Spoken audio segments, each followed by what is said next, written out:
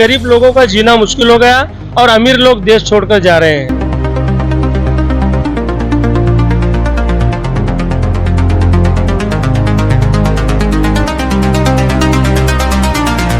कहीं आगे हमें मुसीबत ना हो। आपको मैं कहना चाहता हूं कि चाइना को आंख दिखाए, मुसलमानों को आंख दिखाने की बजाय चाइना को आंख दिखाए और हमारे देश को बचाए।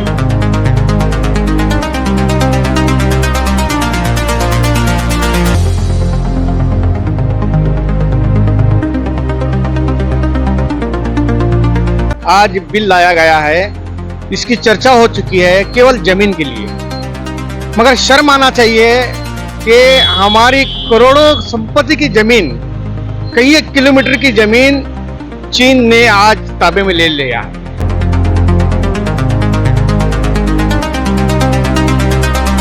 एक बार फिर हम आपके सामने पेश करने जा रहे हैं हमारे सोलापुर शहर के समाज सेवक और समाज के लीडर माने जाने वाले शब्बीर फुलमामड़ी, जो आपके सामने फिर एक बार हम आ चुके हैं।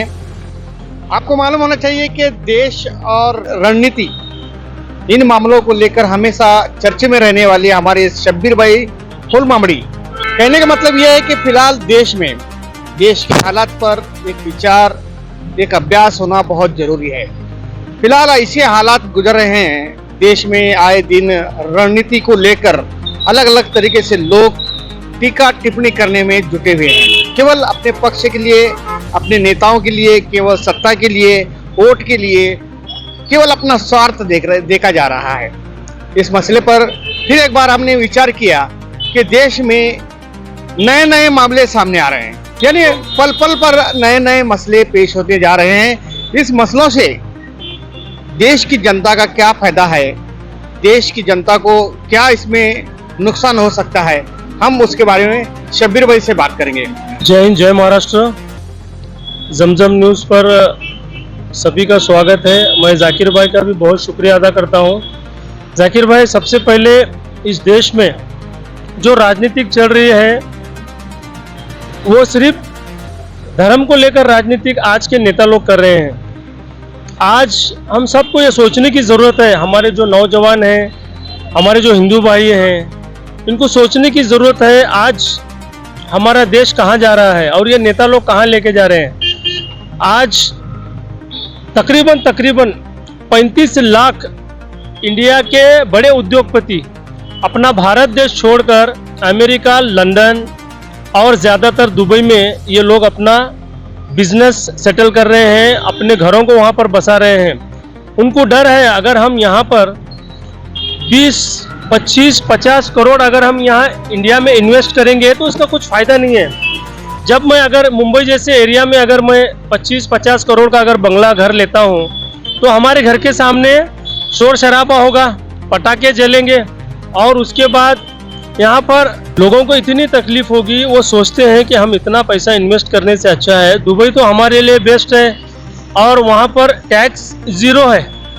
यहाँ पर दुबई में यहाँ पर इंडिया में हमारी जो बीजेपी सरकार है हर चीज़ पर टैक्स लगा रही है।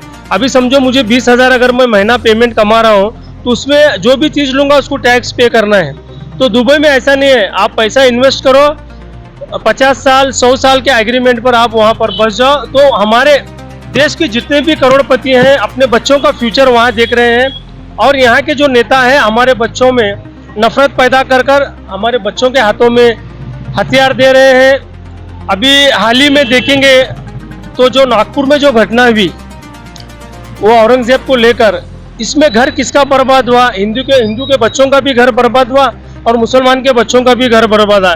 इनके दिमाग में, इनके माइंड में ना एक जहर भरा जा रहा है कि मुस्लिम ऐसे हैं, मुस्लिम वैसे हैं। तो इन बच्चों का फ्यूचर इतना ख़राब हो गया, फिर इनको जेलों में से लाने वाला कौन, इनको नौकरी देने वाला कौन? तो हमें सोचने की बहुत ज़रूरत है जाकिर भाई आज के हालात पर। यहाँ तक कि मैं कहना चाहता हूँ कि औरंगजेब का मुद्दा इतना उठा कि वो अभी से तो पूरा बंद हो गया। इसके पीछे भी बहुत से राज हैं। एक चीज़ को छुपाने के लिए दूसरी चीज़ ये नेता लोग हमें भड़काते हैं, तो हमें इस चीज़ पर ध्यान देना नहीं है। आज चाइना जो है, हम यहाँ इंडिया, हमारा जो इंडिया है 2017 में हम यहाँ जी रहे हैं अभी, हालांकि 2025 है ये, हम 2017 में जी रहे हैं। मेड इन चाइना जिसे हम कहते हैं, चाइना 2050 में है, वहाँ पर इतना डेवलप है कि इसकी इंतहा नहीं। और हमारी जो साइंटिस्ट है सुनीता विलियम्स, 8 महीनों के बाद हमारे यहाँ इस जमीन पर उतरी, हमें कितना गर्व होना चाहिए, इसकी कोई कहीं मीडिया में चर्चा नहीं है। लोग तरक्की कर रहे हैं और हम हिंदू मुस्लिम में हमारे देश को बर्बाद कर रहे हैं। तो मैं सभी नेताओं से कहना चाहता हूँ, खासकर नीतीश राणे, टी राजा, ये जैसे भड़काऊ नेता हैं, इन नेताओं को बैन करना चाहिए। और हमारे सीएम जो प्रधानमंत्री का ख्वाब देख रहे हैं, देवेंद्र फडणवीस साहब और योगी आदित्यनाथ, इन दोनों में कैसा है, वो एक रेस चालू है। आने वाले अगर मोदी अगर रिटायर हो जाएंगे तो प्रधानमंत्री तू बनेगा या मैं बनेगा, इस चक्कर में ये देश को, महाराष्ट्र को बर्बाद कर रहे हैं। मैं सभी हिंदू मुस्लिम भाइयों से कहना चाहता हूँ कि अपना फ्यूचर बनाएं, अपने बच्चों का भविष्य बनाएं और अपने बच्चों को अच्छी तालीम दे, अच्छी पढ़ाई दे और उन्हें आला से आला मुकाम पर पहुंचाएं। नहीं, ये एक बात आपने सही बताया कि जहाँ भी मामले होते हैं, जैसा कि हिंदू मुस्लिम का विवाद जब खड़ा होता है, वहाँ पर पुलिस लाठीचार्ज करती है, या औरंगजेब हो या छत्रपति शिवाजी महाराज हो, जो भी हो, इन मामलों को लेकर कहाँ भी फसाद की मामला अगर पेश आएंगे तो जहाँ पर नौजवान बच्चों के ऊपर केसेस होते हैं, उनके ऊपर एफआईआर दाखिल होता है, तो ऐसा लगता है कि शब्बीर भाई, मेरे ख्याल से सरकार भी यही चाहती है कि इनका रिकॉर्ड खराब हो जाए। क्या सही है आपकी बात? ये सही है सर, कि इनका रिकॉर्ड खराब हो जाए और ये बेरोजगार युवक, अगर इनको नौकरी का भी अगर चांस मिल गया तो ये रिकॉर्ड की वजह से उनको नाकामी मिल सकती। मोदी जी का कहना था हर साल मैं 2 करोड़ नौकरियां दूंगा। जब बच्चे इस तरह से दंगा फसाद करेंगे, जेलों में जाएंगे, रिकॉर्ड में आएगा और उनको नौकरी, सीधे सीधा नौकरी। आज देखिए हर चीज इतनी महंगी हो गई कि गरीब लोगों का जीना मुश्किल हो गया और अमीर लोग देश छोड़कर जा रहे हैं। तो कहीं ना कहीं इस चीज को हमें समझने की जरूरत है। औरंगजेब 300 साल हो गए, हमें औरंगजेब से कुछ लेना देना नहीं है। आज हम फिलहाल 2017 में हैं, तो हमें सोचने की जरूरत है, ना कोई औरंगजेब काम आने वाला, ना कोई अकबर काम आने वाला। अगर काम आने वाला है तो हमारे देश की तरक्की काम आने वाली है। हम देश की तरक्की में अपना हाथ बटाएं और अपने बच्चों का भविष्य अच्छा बनाएं। राज ठाकरे का परसों का स्पीच हुआ जो गुड़ी पाड़वे के ऊपर, राज ठाकरे ने भी सीधा सीधा एकदम खुला बता दिया, 2 हीरो है उसमें, एक संभाजी महाराज और एक औरंगजेब। इनका जो रोल करने वाले हैं वो करोड़पति बन गए। हाँ, बराबर। एक हफ्ते में वो छावा पिक्चर में। और हम यहाँ पर खून खराबा कर रहे हैं, एक दूसरे को यहाँ नीचा दिखा रहे हैं। तू हिंदू है, तू मुस्लिम है, संभाजी महाराज ने ऐसा किया, औरंगजेब ने ऐसा किया। तो मैं इस आपके चैनल पर छाती ठोक के कहता हूँ, ये इतिहास है। आप इतिहास की सही किताबें अगर पढ़ना है आपको तो लंदन की म्यूजियम में है। तो जब छत्रपति संभाजी महाराज का अगर समझो औरंगजेब ने कत्ल किया कहते हैं, तो मैं कहता हूँ संभाजी महाराज के जो पुत्र थे, जो बेटे थे, हमारे शाहू महाराज, आज कोल्हापुर सातारा में इनका एक नाम है, उस वक्त के वो राजा हैं। तो औरंगजेब जब वो छोटे थे तो औरंगजेब उनको अपनी गोद में खिलाया और अपनी बेटी को कहा कि ये तेरा भाई है, तेरे ये भाई से ज्यादा तू इसका ख्याल रखना। जब ये बड़े होंगे इनकी पढ़ाई लिखाई का हर चीज का इनकी जिम्मेदारी तेरे पर है। और कभी वो धर्म बदलने की बात नहीं की, उनका जो धर्म है वो धर्म में रहे।